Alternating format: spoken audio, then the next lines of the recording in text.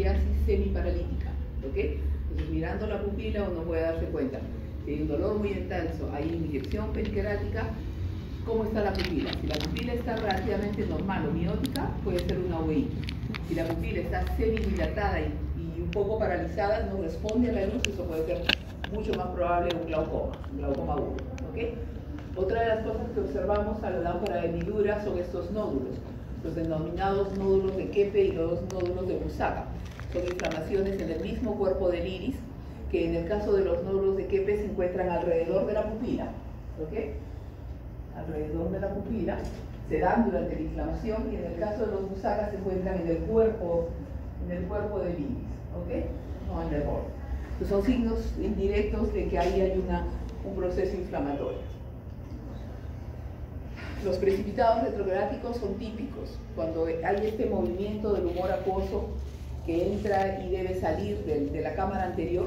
Como hay un movimiento de líquido, las células inflamatorias están moviéndose y generalmente se pegan al endotelio corneal, ¿ok? Entonces estas células inflamatorias que se pegan, se adhieren, comienzan a presentarse como precipitados, ¿ok? Puntitos en el endotelio que se perciben cuando uno hace el corte, no en el haz de luz que va hacia afuera, porque este haz de luz está mirando el epitelio, sino en el haz de luz interno, que es el que está mirando el endotelio corneal. ¿Okay? Entonces uno ahí observa los precipitados a gran magnitud. Hay precipitados muy finitos y hay otros que son un poco más gruesos. Entonces, por esa característica, nosotros podemos hablar de una uveitis anterior granulomatosa, cuando está con nódulos precipitados gruesos, o una uveitis anterior no granulomatosa, cuando el precipitado es fino. Y esta presencia de precipitados nos da también una idea del tipo de patología que puede ser. Un precipitado fino se puede presentar en una artritis, en un virus del herpes simple, pero un precipitado grueso, pesado, que los gringos denominan mutton fat o en grasa de carnero, puede verse en tuberculosis, en sarcoidosis, en otro tipo de enfermedad. Entonces, solo la definición del tipo de precipitados nos orienta a un tipo de diagnóstico. Como ven en la segunda lámina, la pupila está bien dilatada, esta está dilatada por atropina. ¿Por qué? Porque se trata, como les decía desde un inicio, de alejar la pupila de las células inflamatorias y del centro para que no se pegue, porque si no va a haber consecuencias por cuando la pupila se cierra. ¿Okay? Los precipitados, como les comentaba, son vistos básicamente en la lámpara de hendidura, no son vistos externamente, y adquieren, si uno es más observador, se va a dar cuenta de que tienen esa apariencia triangular, y esto se debe al movimiento del humor acuoso. El humor acuoso entra detrás de la pupila, pasa por la pupila, baja acá y circula, se va hacia arriba. Al hacer este movimiento, acaban quedando depositadas las células inflamatorias. Como quien dice, en el golpe que da el humor acuoso contra el endotelio corneal, se depositan los precipitados, que pueden ser gruesos o pueden ser finos, ¿ok? Granulomatosa o no granulomatosa. Entonces adquiere esa forma triangular, también muy típica de la uveitis anterior. Estos son a más magnitud. Cuando uno los ve a luz directa, generalmente tienen una apariencia blanquecina, aunque los mutton fat, cuando son por tuberculosis, son un poco más amarillentos, más gruesos. ¿Okay? Pero esa es la apariencia a gran magnitud. Son típicos, son patognomónicos de la uveitis. Otro de los signos que podemos encontrar en la uvea, en las uveitis, son las sinequias anteriores. Sinequia significa pegarse. ¿Okay? Entonces el iris se pega hacia la zona anterior, en este caso hacia la córnea. ¿Okay? El iris responde muy parecido al peritoneo. Cuando ustedes han visto algunas infecciones tipo apendicitis, el peritoneo va y se adhiere a esa zona, se trata de defender. Igual hace el iris. Por eso es que lo tenemos que dilatar y separar, alejar de las estructuras, porque si no se va a empezar a pegar. ¿Okay? Entonces las sinequias anteriores es cuando el iris se pega hacia la córnea. También hay las sinequias posteriores, que son la imagen de arriba, cuando el iris no lo dilataron tan rápido, el iris se ha pegado hacia la cápsula anterior del cristalino, hacia atrás. ¿Okay? Entonces acá ha sido el evento, ha llegado, ya tenía sinequias y le ha puesto atropina para dilatar. Esta parte ha cedido, pero esta no. Entonces es un paciente que ya ha venido con sinequias posteriores. ¿Okay? Cuando uno no ataca a tiempo la sinequia, se cierra, digamos, alrededor de la pupila. Cuando es en 360 grados, a eso se le llama una seclusión pupilar, y es peligrosa porque inmediatamente la presión va a empezar a subir. Como ya el líquido no puede pasar, comienza a cargarse y hay una hipertensión ocular. La uveitis puede cursar según el agente etiológico con presión alta o presión baja, pero si hay seclusión pupilar definitivamente va a haber un glaucoma secundario. Y existe, cuando hagan la clase, un glaucoma secundario a uveitis. ¿Ok? Entonces, por ejemplo, las sinequias nos podemos dar porque uno va a visualizar en la pupila en cierto grado de irregularidades, están pegadas hacia adelante o hacia atrás. ¿Ok? Y lo que les decía, la presión puede estar aumentada o normal, dependiendo si hay mucha presencia de estas sinequias. ¿Ok? Entonces ahí hacemos un pequeño resumen de lo que habíamos comentado: inyección periquerática, un patrón triangular de estos precipitados y la forma de los precipitados, finos y gruesos según cómo se les observa. El hipopión. En el caso del hipopión es el depósito de células blancas en la cámara anterior. Entonces, este hipopión puede deberse a inflamación o puede deberse a infección. ¿Okay? Cuando vemos una imagen blanquecina en la cámara anterior del ojo, tiene que haber un diagnóstico diferencial. Si es una uveitis marcada, severa, o también puede ser una endoftalmitis. Cuando esta imagen está después de una cirugía, generalmente una cirugía de catarata, la probabilidad es que sea una endoftalmitis. Eso se remite de inmediato al oftalmólogo. ¿Okay? En este caso también, el hipopio en realidad también se remite rápido, pero si es después de una cirugía es lo más rápido que pueda, porque la endoftalmitis acaba con el ojo según el tipo de germen muy rápido. Entonces el hipopio es zona inflamatoria que se va a depositar. ¿Okay? En todos los casos hay que dilatar, colocar atropina y dilatar. Lo que les decía al inicio, el diagnóstico diferencial del ojo rojo, que es por el cual va a venir el paciente a la consulta, hay que considerar si no es un glaucoma agudo, si no es una queratitis, si no es una úlcera corneal o es una uveitis. Ahí, como les decía, el ojo rojo está presente en todos los casos. El dolor puede ser un modo de diferenciar. De estas entidades, el glaucoma agudo es el más doloroso. La pérdida de visión en todo se da, pero también suele ser que en el glaucoma es más intensa la pérdida visual. En estos casos uno puede ver, por ejemplo, la pupila. Si la pupila está ligeramente miótica, probablemente sea una uveitis. Si está semidilatada, glaucoma agudo. Estas son emergencias oculares. De todas ellas, la más grave es el glaucoma agudo. El glaucoma con presiones de 50, 60, 70 milímetros de mercurio acaba en horas con la visión. Entonces, eso son emergencias verdaderas. Tienen que estar remitidas lo más antes posible. Las complicaciones, ya conversamos las sinequias, ¿ok? En el caso de la imagen de su derecha, eso es una seclusión pupilar. El material inflamatorio ha estado adherido tanto a la pupila que lo cierra. Es una seclusión pupilar, sinequias posteriores en 360 grados. Si se dan cuenta, incluso hay acá una imagen del iris como que estuviera bombado. A ese iris se le denomina iris bombé, el signo de que la presión está muy alta. Una manera de rescatar ese ojo, que es un ojo muy comprometido, es haciendo una iridotomía láser.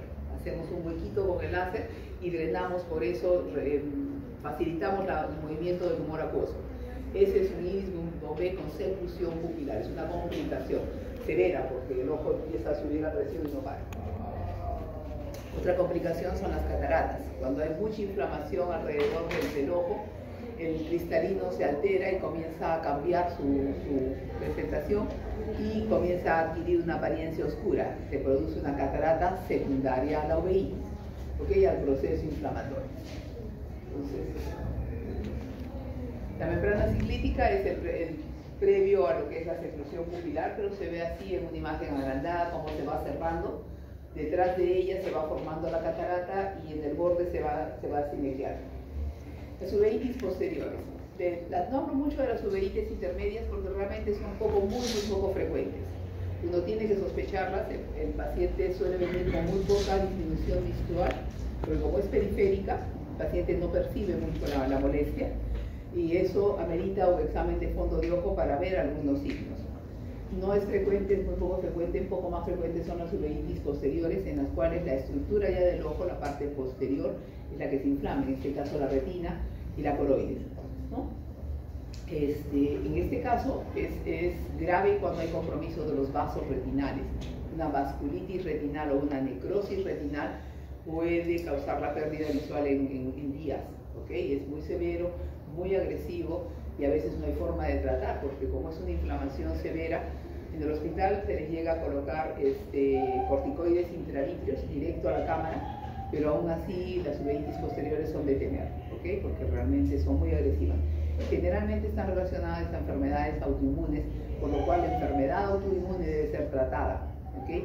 Uno debe trabajar en colaboración con el reumatólogo generalmente para que el colega disminuya la inflamación generalizada, la enfermedad, la artritis, el lupus, lo controle para que el ojo también pueda ser controlado. Si solo atacamos la inflamación ocular, no va a salir, ¿ok? Y de hecho, hay casos quirotrágicos que estas inflamaciones posteriores a veces son bilaterales. Como la inflamación es severa, los dos ojos se comprometen. Y una necrosis retinal es lo peor que le puede pasar al paciente. En estos casos, a veces no solo se ve inflamación de la coroides y la retina, sino también del humor vítreo. Y por eso que esta patología sí suele cursar con disminución de la visión. El humor vítreo tiene células flotando en el humor vítreo, ya no tanto en el humor acuoso, sino en el vítreo, y esta vitreitis hace que el paciente vea borroso. Cuando lo examinamos, todo esto se hace bajo dilatación. Cuando examinamos, nosotros también percibimos esa imagen borrosa que no nos permite ver hacia adentro. Hay que sospecharla como enfermedad. La clínica, lo que les decía, visión borrosa y moscas volantes. La sensación de que hay algo que está dentro del ojo y que está presentando disminución de la visión. La pérdida de la visión es obviamente mayor en la zona donde esté más inflamada, pero en general es difuso la pérdida. Si esta visión borrosa o esta inflamación ataca más la mácula, el compromiso visual es mayor y el pronóstico también es malo, peor. Cuando hay todo aquello que comprometa la mácula, el pronóstico visual siempre es malo, muy malo. Por ejemplo, les mencionaba acá que en los casos de uveitis posteriores, un caso típico de la toxoplasmosis ocular, enfermedad infecciosa con cierta prevalencia, zoonosis, como dice ahí, que se presenta con mucha frecuencia como uveitis posterior, puede llegar hasta un 60% de prevalencia. Es conocido, ustedes saben mejor eso que yo, por el toxoplasma, que es un protozoo intracelular obligado. Las características de la presentación de la toxoplasmosis a veces es totalmente asintomática, depende de en qué etapa lo encontremos, pero muchas veces tenemos pacientes que simplemente manifiestan cierto grado de disminución visual sin dolor, sin inyección periquerática, sin nada, y al momento de dilatar y observar, observamos estas imágenes en el fondo de ojo que nos dan la sospecha de que sea por toxoplasma.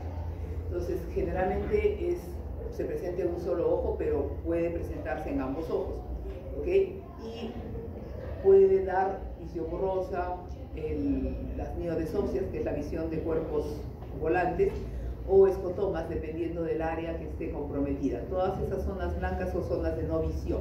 Lo que pasa es que a veces el toxoplasma es más periférico, no es muy central. Por eso es que el paciente, cuando le pedimos que mire al centro, ve relativamente bien.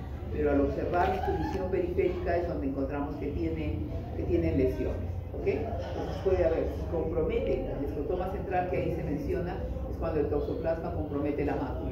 En ese caso sí hay una marcada disminución de la visión, el paciente viene por disminución, pero son lesiones que son irreversibles, por lo tanto no podemos dar mucho tratamiento. Cuadro clínico a veces cursan con uveitis anteriores, ¿ok? En algunos casos, en alguna fase, cuando recién se está presentando, puede haber una fase de uveitis anterior granulomatosa no muy frecuente. La gran mayoría son estadios posteriores, como se menciona acá. Puede o no estar con la presión. Tienen algunos focos de zonas necrotizantes y puede cursar con inflamación en todas las estructuras posteriores, papilitis, periflebitis, neuritis. Todas las estructuras posteriores del ojo pueden ser inflamadas por este germen, por este parásito, y nos da diferentes formas clínicas, todas con baja visión, con pérdida de visión, pero hay formas diferentes de presentación, como les menciono acá, los precipitados, bandas de tracción, la presencia de hemorragias. Hay variedad de presentaciones, uno tiene que sospechar que es toxoplasma, y de plano, a veces el solo mirar la imagen no nos dice cuál es el agente etiológico. Por lo tanto, la gente que se dedica a uvea, porque hay una especialidad de uvea, los que se dedican generalmente hacen toda una corrida de exámenes para descartar una serie de enfermedades, tuberculosis, sífilis, toxoplasma, porque las lesiones que vemos en el fondo de ojo no son patognomónicas. ¿okay? Y uno puede encontrar todo esto en otro tipo de patologías. Las vemos en toxoplasma, pero no son únicas de toxoplasma, se pueden encontrar en muchas otras enfermedades. La evolución clínica de la enfermedad es básicamente en 3 etapas: la fase exudativa, la fase de revisión y la fase, entre comillas, de curación, porque no se cura. Exudativa, cuando está en inflamación en su mejor momento. Esta imagen de faro y niebla es por lo que todo el vitrio está turbio. ¿Okay? El paciente tiene una marcada disminución de la visión, todo el vitrio está turbio y las lesiones que después se van a ver, que como esto se aclara, se ven como el faro en la niebla. Hay algo ahí atrás que está presente, pero no lo logramos identificar. A esta fase exudativa, donde hay un gran proceso inflamatorio, se le denomina faro y niebla, ¿no? La segunda fase es de cierta forma de remisión, cuando ya la lesión se circunscribe, disminuye la inflamación del vitrio y ya empezamos a localizar zonas dañadas en la retina, generalmente imágenes blancas como la de abajo. Y la fase de curación, que ya no debería ser curación, es fase cicatrizal. Esas imágenes se rodean de un halo oscuro, negro, en la que ya la zona del parásito que atacó ha sido cicatrizada y esa zona pierde visión. ¿Okay? Lo que les decía, si ataca la mácula, fatal, porque el paciente se queda sin visión central. ¿Okay? Son imágenes muy pigmentadas y en forma de sacabocado, como si hubiéramos sacado una porción de la retina. Hay formas clínicas de presentación: la congénita, la toxoplasmosis recurrente, la adquirida y aquella que se presenta en inmunosuprimidos como pacientes con SIDA. Son diferentes formas, por eso es importante los antecedentes de los pacientes, hay que saber. Y estos son los focos cicatrizales, lo que hablábamos en esta, la fase 3 o fase curación, que no es curación, cicatrización, donde ven un halo pigmentado alrededor de los focos de lesión. Por ejemplo, acá, esta lesión está sobre la mácula. Acá hay una gran pérdida visual. ¿Okay? Esta es más periférica, esta es una lesión satélite más periférica. Estas van a dar zonas de escotoma, pero esta es la pérdida de visión central. El paciente viene con una marcada disminución de la visión y no tiene cura. No hay forma de hacer nada con este tipo de lesiones. Son las secuelas de la toxoplasmosis. El tratamiento clásico no es motivo de la clase, pero para que tengan una idea, se usa la pirimetamina, la sulfadiazina, prednisona para tratar de disminuir la inflamación asociados a ácido fólico. Hay una monitorización de los elementos sanguíneos por la medicación que se usa, pero básicamente la medicación está dada a controlar que no llegue a una fase muy cicatrizal, ¿okay? que el germen pueda ser atacado, muerto, para que no dé muchos focos de cicatrización, porque si no se encuentran muchas áreas ciegas, pues el paciente pierde mucho la visión. La oftalmía simpática es un tipo de panuveitis, como conversamos al inicio. La panuveitis es cuando está inflamado todo el contenido uveal, o sea, el iris, el cuerpo ciliar y la coroides. La panuveitis generalmente es granulomatosa, esta lo que llamamos la oftalmía simpática, se debe cuando un ojo ha sido traumatizado a los años, que pueden ser hasta 50 años después, puede hacer que el otro ojo entre en proceso de inflamación. No se sabe por qué, se asocia a que al trauma, las células del ojo, los componentes del ojo entran en contacto con la sangre y generan una respuesta inmune que puede activarse cualquier momento después en el otro ojo. ¿Okay? Generalmente el traumatismo tiene que ser perforante, o sea, tiene que atravesar el ojo, una herida tiene que ir de un lado del ojo hasta el otro. No es suficiente una herida leve, digamos, sino una herida severa, con pérdida visual. Ese ojo que se quedó ciego por un trauma ocular, con los años, las células que se liberaron, las estructuras que entraron en contacto con la sangre por el trauma, pueden ocasionar que por una reacción inmune el otro ojo, el ojo sano, se inflame. A eso se le llama oftalmía simpática. Es grave, debe ser tratada rápidamente. Obviamente ahí hay el antecedente de un paciente que está sintiendo que le baja la visión, hay fotoxia, hay miodesopsias, pero tiene el antecedente de un trauma ocular severo en el otro ojo. Entonces el ojo traumatizado como que se siente mal, empieza a doler, si es que no dolía, se pone rojo, si es que no se ponía rojo, y el ojo simpatizante es el que empieza a hacer una uveitis anterior. Tiene que ser tratado porque si no, perdón, una uveitis posterior, tiene que ser tratado porque si no el ojo simpatizante, el ojo bueno puede malograr, ¿okay? Causa también ceguera, una ceguera total, Hay una serie de elementos, pueden usar hasta con un tipo de desprendimiento de retina, pero la idea es de que acompaña al ojo traumatizado en el proceso de enfermarse. Ahora vamos a hablar ligeramente de algunas patologías de la retina. Como ustedes vieron en sus clases de teoría, la retina es una capa muy especializada que está en la parte más interna del ojo, en la tercera capa de afuera hacia adentro, y está formada básicamente por dos estructuras según su especialización: la neuroretina, que son las 9 capas principales, y el epitelio pigmentado, que es la 10ª capa de la retina, las cuales conforman la zona neurosensorial de la zona pigmentada de la retina, y que está formado por una serie de células. Las células que forman parte de la neuroretina son los conos y bastones, que son células especializadas, las células ganglionares, las células bipolares, todo un conjunto de células cuyos axones se juntan y salen a nivel del nervio óptico, y son los que llevan la información visual que llega como luz y que se transforma en electricidad y va hacia el cerebro a través de todo el sistema neuroretinal. Entonces el epitelio pigmentado es la segunda capa estructural que aceptamos, es el epitelio que lo separa de la coroides. ¿Okay? Entonces es importante, sabemos que tiene 10 capas la retina, pero para términos prácticos, la neuroretina son las 9 más internas y el epitelio pigmentado es la más externa, casi prácticamente en contacto con la coroides. Nos sirve para poder identificar, por ejemplo, el desprendimiento de retina. El desprendimiento de retina es una de las patologías oculares más graves que hay, por su frecuencia. Hemos hablado de la uvea, pero en la uvea, si bien es cierto, hay cierta frecuencia de presentación, no es tanto como el desprendimiento de retina. El desprendimiento de retina es una patología ocular grave relativamente frecuente, ¿ok?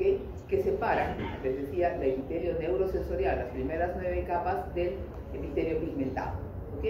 Entonces, ahí empieza, en esa estructura, se mete líquido retinal y separa estas capas. A eso se le denomina un desprendimiento de retina. Se puede presentar en cualquier momento de la vida, suele ser mayor alrededor de los 50 años, pero en realidad cualquier persona puede hacer un desprendimiento de retina. La incidencia mundial, como dice acá, es una por cada 10.000 pacientes. Y en el caso de pacientes con desprendimiento de retina, hasta un 25% de ellos pueden tener un desprendimiento bilateral. ¿Okay? Es peligroso por eso. En el otro ojo. Lo que vemos en el desprendimiento de retina es esto: las capas de la retina empieza a ingresar líquido al espacio y se separan. La parte anterior, la neuroretina, se va hacia adelante y cae como un velo que está ondulante. Entonces, a través del fondo de ojo nosotros podemos ver eso. En el caso de la figura de la imagen de la derecha, es un fondo de ojo, hemos dilatado la pupila, están viendo una retina totalmente desprendida con hemorragia. Probablemente sea un desprendimiento de retina postraumático. Pues hay varias causas para que la retina se caiga, desde la forma espontánea, ¿okay? Hasta hasta otras causas que pueden causar, como por ejemplo los miopes. Un miope alto tiene un riesgo muy elevado de hacer desprendimiento de retina espontáneo, sin trauma, sin nada. Por eso aconsejo a los pacientes con miopía alta que traten de no leer en autos en movimiento, ¿okay? Porque al leer ustedes hacen lo que se llama la acomodación. La acomodación tensa algunas estructuras internas del ojo, y eso, se lee en movimiento, estamos tensando y relajando para enfocar, y eso puede hacer que se tense mucho la retina y se separe, se desprende. Entonces, no hay que leer en autos en movimiento. Los miopes muy altos no deben practicar deportes que les signifiquen golpes en la cabeza, ni fútbol. Los cabezazos cuando juegan fútbol, o si son karatecas, esas cosas, sus golpes en cara los pueden lastimar, ¿okay? Porque la retina se cae solita. Entonces, factores de riesgo: miopes, traumatismo ocular, y en el caso de cirugía de catarata. La cirugía de catarata es la cirugía ocular intraocular más frecuente. De todas las que llevamos a cabo, la catarata es de lejos la cirugía más frecuente. Entonces, post-quirúrgico también puede haber lamentablemente un desprendimiento de retina, ¿okay? Por la manipulación que hay. Entonces, como les digo, uno ve la retina normal y cuando se desprende se ve como un tul que está flotando. Incluso al movimiento del ojo uno percibe ese tul que pasa por delante cuando la pupila está dilatada. En el caso del lado derecho ven hasta ahí una ruptura del iris, ahí es un ojo traumatizado, o sea, roto el iris, lo más probable es que se haya jalado cosas hacia atrás, ¿no? Entonces puede haber un desprendimiento de retina. Los desprendimientos de retina se pueden clasificar en regmatógenos y no regmatógenos. Regma en griego significa ruptura. Entonces, un desprendimiento de retina regmatógeno es aquel que está después de un desgarro o una ruptura. Los no regmatógenos pueden ser de dos tipos. Los que no son por ruptura pueden ser los traccionales, es decir, que adentro del ojo hay algo que está jalando la retina. Eso se ve, por ejemplo, me parece que en la siguiente clase la van a observar, en la retinopatía diabética. El paciente diabético produce en el vítreo elementos que hacen que se cicatrice y que jalen la retina. Es como si uno comenzara a la cortina de acá de adentro y empezara a jalar, ¿ok?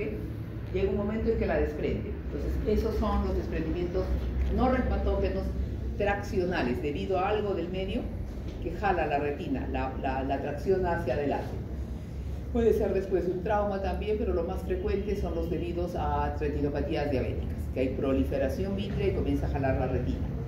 Como dice ahí, asociado a retinopatía diabética y a traumas oculares que no han logrado, digamos, destruir el ojo, pero como hubo un trauma y salió, al cerrar, al poner en su sitio, adentro quedan elementos de cicatrización que hacen que prolifere. Entonces ustedes ven cuando dilatan un ojo, en el interior, estas bandas, acá es una imagen plana, pero cuando uno la ve en 3 dimensiones, esto lo ve que está flotando y que viene como arañas de diferentes sitios, va jalando. Entonces tracciona la retina y la puede separar.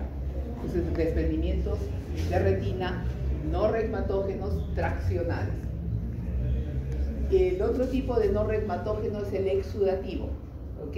Es aquel en el cual las capas se separan porque empieza a pasar líquido.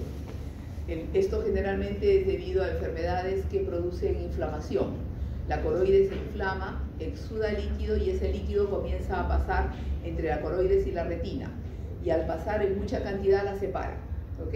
Como que si pusiéramos líquido detrás de eso y empezamos a botar que vienen hacia adelante. Entonces esta es la forma no regmatógeno, no hay ruptura, pero sí hay un proceso exudativo de líquido que está en el interior, saliendo, y como ven la imagen acá, esto es una tomografía de coherencia óptica, se ve como el líquido empieza a separar las capas, ¿okay?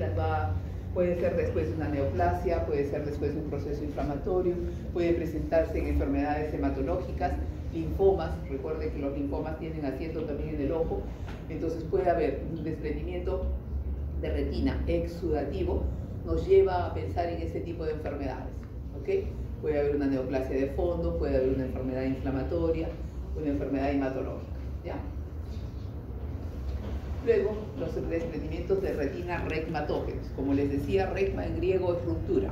Entonces, estos desprendimientos son debidos a la presencia de una ruptura en la retina. Esto se debe a que pueden haber una o más rupturas, como se menciona acá. Una partecita de la retina se ha roto, se abre un agujero y ahí empieza a circular el líquido, se empieza a meter y la retina se separa. Esto se puede presentar por trauma, se puede presentar en pacientes que tienen lo que se conoce como degeneración en la tiz. La degeneración en la tiz son unas lesiones en la retina en la cual se ven imágenes de áreas de retina muy delgaditas, muy delgaditas. De por sí la retina es extremadamente delgada, es como la hoja de una cebolla. Pero en estas zonas de la degeneración latiz, la retina es todavía más delgadita y fácilmente se rompe. Un trauma leve, forma espontánea, se abre un huequito, se separa y a través de ese huequito empieza a ingresar líquido. Y ese líquido con el tiempo va a ocasionar que la retina se caiga. Entonces estos son desprendimientos de retina regmatógenos debidos a la presencia de agujeros. Cuando uno dilata, ve el agujero o las zonas donde hay... Estos, por ejemplo, estas son formas de degeneración en la tiz. Se parecen como gomitas. La degeneración latiz uno la busca generalmente en la periferia, no son muy centrales, son periféricas, pero que hacen. Incluso cuando no hay todavía desprendimiento de retina, lo que solemos hacer es aplicar láser a esas zonas para cicatrizarla, que no se vaya a romper, no se vaya a desgarrar. Porque el desprendimiento de retina es una complicación mayor.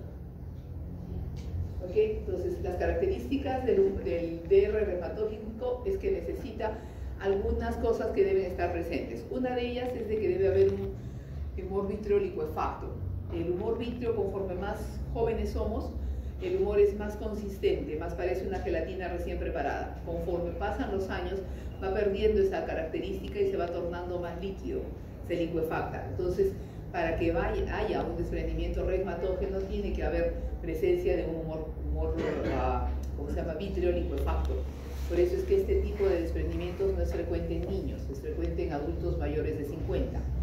En niños el vitrio es bien consistente, no suele licuefactarse. Tiene que haber cierto grado de tracción retinal que hace que se rompa. Puede haber un trauma o alguna otra enfermedad. Y obviamente la presencia de la ruptura, que es lo que forma el desprendimiento reumatógeno. Los síntomas en todos los desprendimientos de retina: hay disminución de la agudeza visual, fotopsias, porque hay esa sensación de mirar imágenes, luces o como sombritas, como mosquitas, y obviamente alteración del campo visual dependiendo de qué zona esté el desprendimiento. Si el desprendimiento es muy extenso, pues hay pérdida visual, ya no hay alteración del campo, sino pérdida total. Pero a veces cuando es solo un sector inferior, superior, el paciente percibe que un área no ve, pero el resto está tranquilo. Como en todas las lesiones, si esto compromete la mácula, el pronóstico es peor. Entonces el diagnóstico lo hacemos, la mayor parte de diagnósticos de... ¿Ya se nos pasó la hora? 2:40. Por favor, ¿puedes salir a decirle que 5 minutos? Me falta poco para... Rápido. 20 minutos, dile. Entonces, el diagnóstico es eminentemente clínico. Uno tiene que sospechar, hace una dilatación. Esto es una oftalmoscopía indirecta y podemos utilizar algunas 5. Podemos usar algunos exámenes complementarios como ecografía, angiografía, tomografía de coherencia óptica. El último tema que iba a tratar hoy día era la degeneración macular relacionada a la edad. Es una patología frecuente en gente mayor de 50, 60 años, en la cual la retina se comienza a alterar, generalmente debido a un factor genético, pero también a la luz solar, a la radiación ultravioleta, causa que haya lo que llamamos degeneración macular. La zona principal de la visión es alterada, el paciente no puede leer, no puede hacer actividades manuales finas, porque empieza a malograrse la mácula. Tiene dos formas clínicas, que es la forma exudativa y la forma seca o no exudativa. Como les comentaba, es mayor de 50 años, y conforme aumenta la edad, la prevalencia se hace más alta, de tal manera que en los 75 años casi el 37% de pacientes tiene degeneración macular.